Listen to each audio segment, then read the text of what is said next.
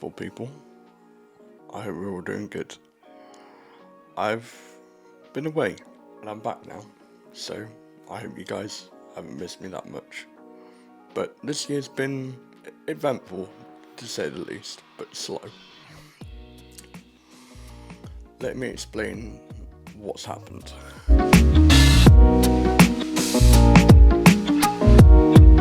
So, I've graduated university with a degree in film, which has been where most of my time's gone.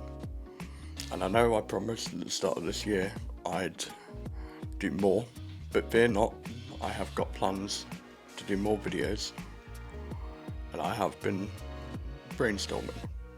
So, now that everything's settled down, I can do that. In addition to this, I've kind of had a self-journey. Recently, my granddad died, and he was a film photographer in the 80s and a wedding photographer in the 90s and 2000s. And it took me down this journey of wanting to learn more about film, how he took photos, rather than what we're used to with digital. And I've done film photography before, but it's never felt so meaningful now.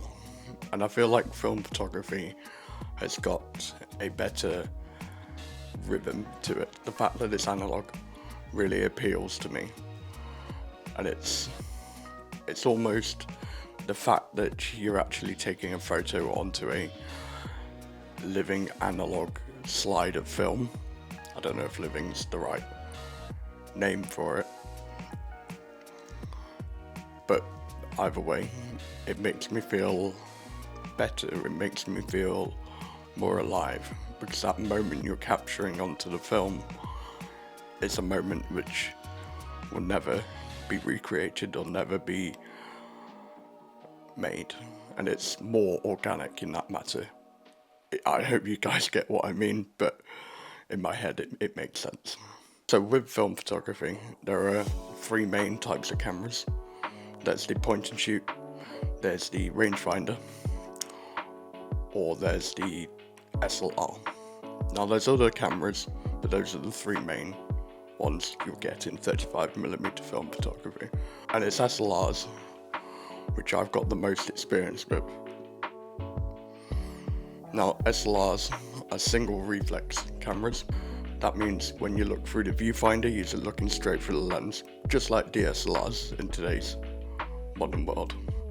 The advantage with SLRs are that you can compose your image a lot better than a rangefinder or a point and shoot. And I feel like that's probably the best 35mm film route you can go down. The biggest question I get asked by people is, what SLR do I choose? There's thousands of them. SLRs have been around since around the 70s to the 90s. So that's a 30-year gap of just pure SLRs. But I found two which are in my collection, which I feel like are probably the best if you're wanting to get into SLRs and film photography as a whole. So the first camera I'm going to talk about is the Kuka CX. So the Kuka CX is a not very well known camera, if I'm honest, because it had a short lifespan of about under a year. However, it is a good camera, to say the least. First introduced in 1985, the Kuka CX, or I'm just going to say it by Kuka now, it's a 35mm SLR, which is obvious.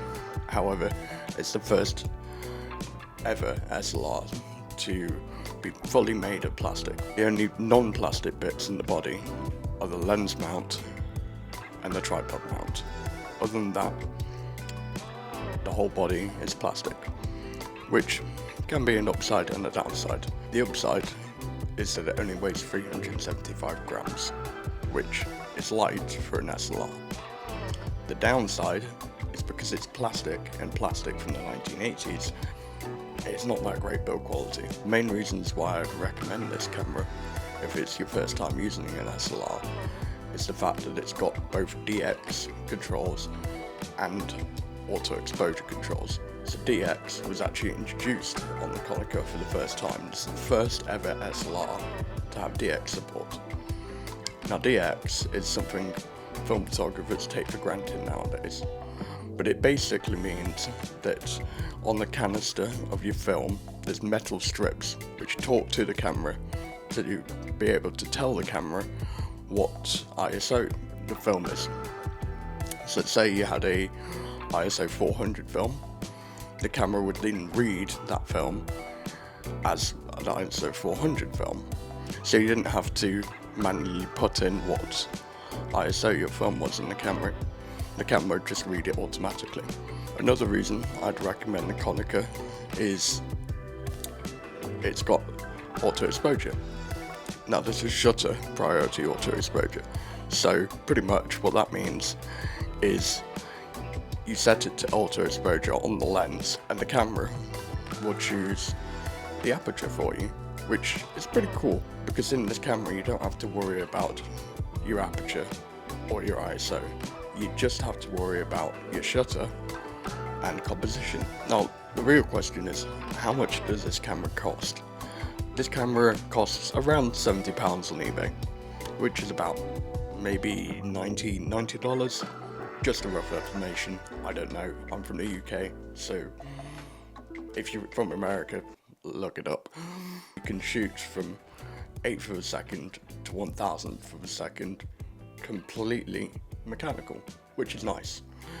It takes AAA batteries, which is even better, because AAA batteries, everyone's got AAA batteries. The two major downsides I can see with this camera is obviously the plastic build. The other downside I think is probably the fact that because it's the last SLR Konica ever made, it only takes proprietary lenses which are able to shoot on the AR mount, which is not bad but not good, because the AR mount, sure, you got a lot of lenses on the AR mount, however you are limited, as if you want to use the auto exposure and shutter priority, you've got to get one of the newer lenses, which again, this camera wasn't around for a long time. You're kind of stuck with a small niche amount of lenses which can be used in shutter priority mode.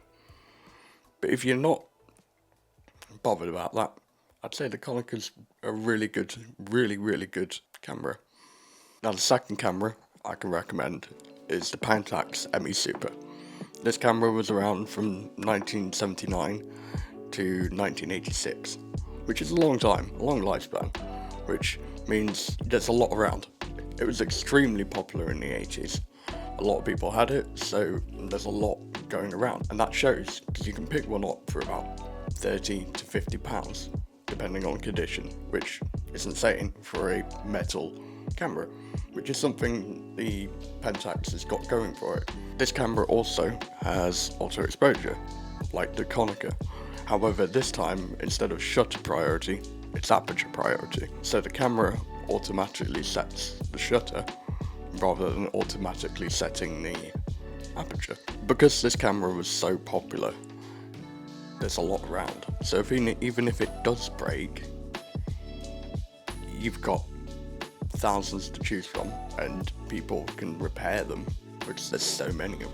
Another plus the Pentax has over the Konica is the fact that the Pentax PK mount was a lot more popular in the 80s. There's thousands of lenses from third party to actual Pentax lenses to choose from, and the Pentax line of lenses are some of the best, especially the super multi-coated ones. Those are, they're amazing.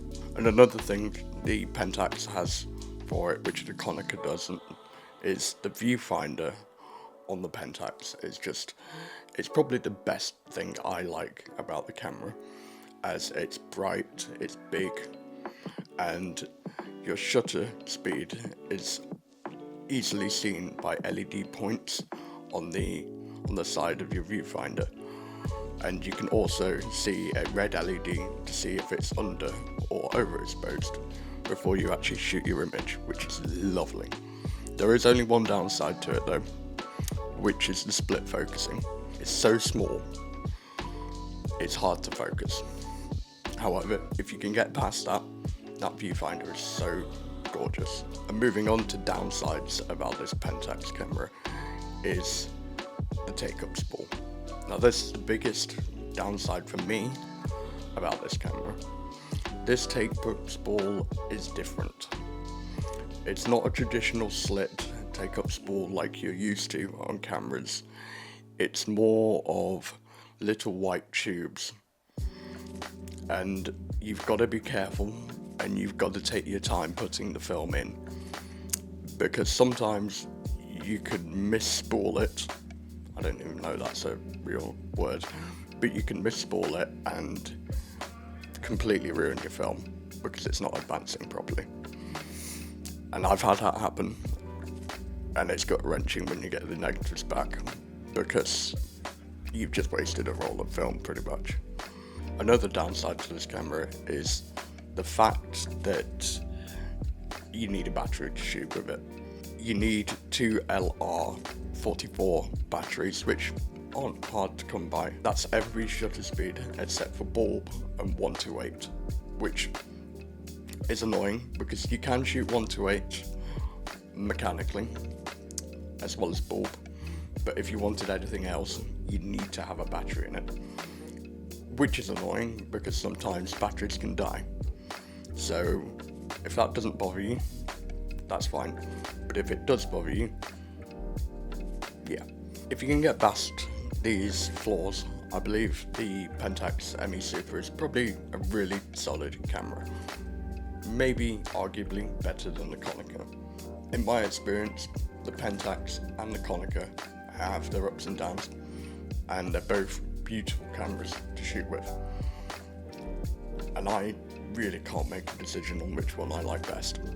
But if you're just starting out with SLR film cameras, either one is going to be great.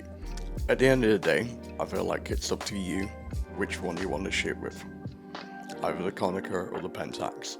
I feel like film is an amazing format. It's rewarding.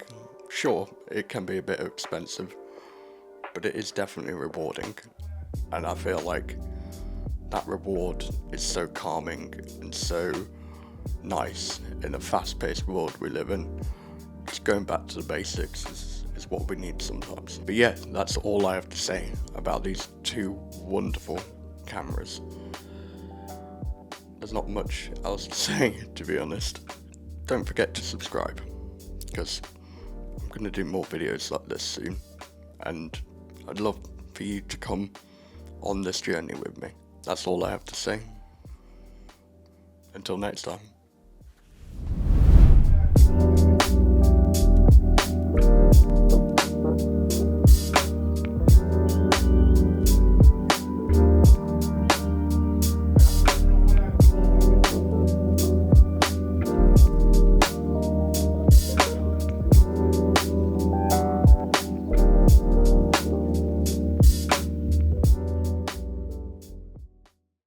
I feel like it's up to you which one you want to shoot with.